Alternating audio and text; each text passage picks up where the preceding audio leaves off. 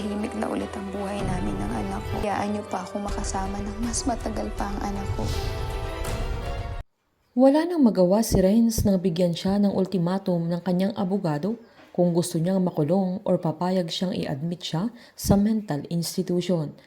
Sa paghaharap naman nila Matt sa attorney nila ay kinuwento ni Sandra na stalker niya si Renz sa Milan, na nagagawa siyang sundan ng binata noon na wala siyang kaalam-alam na kung kaya niyang gawin noon ay baka mas malala pa ang kaya niyang gawin sa mga sandaling yun.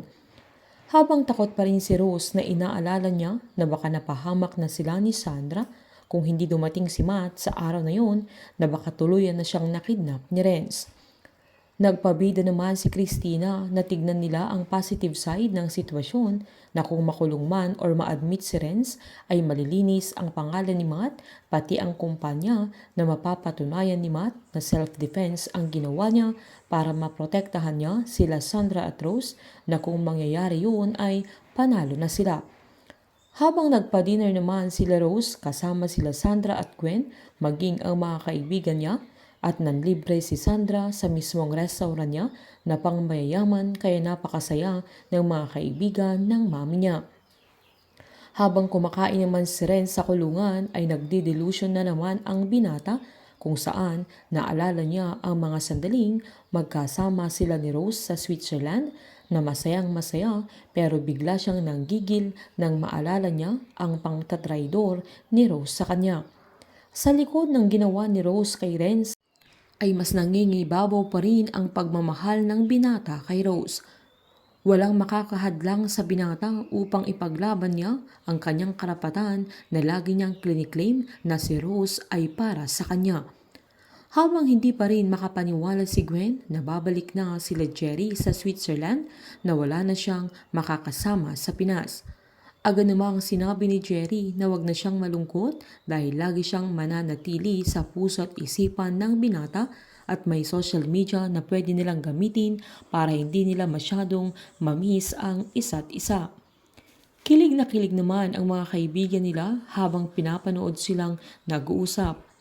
Tinanong naman ni Lucy Rose kung umaasa pa kaya ang anak niya na papayagan niyang maiwan na siya ng Pinas, na siya na lang ang babalik sa Switzerland upang samahan ang kanyang asawa.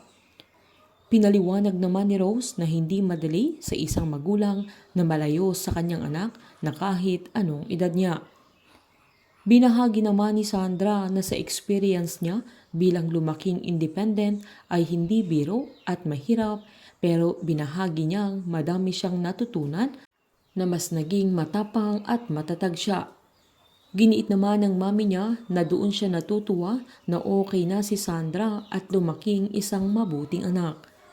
Habang nagpaalam na si Rose sa kanilang lahat, napilit niyang nililihim ang madalas na pananakit ng ulo niya dahil bumalik na ang cancer niya. Walang kaalam-alam sila Matt at Sandra, pati mga kaibigan nila, na malala na ang sakit ni Rose. Hihilingin ulit ni Rose sa Diyos ang paggaling niya para makasama pa niya ng matagal ang kanyang nag-iisang anak. Painit ng painit ang mga tagpo, sabay-sabay po ng ating subaybayan ng advance episode at ang nalalapit na pagtatapos ng Unbreak My Heart dito po sa aking channel. Patuloy lamang po manood at mag-subscribe para ma-update po kayo sa mga susunod na episode. Marami pong salamat.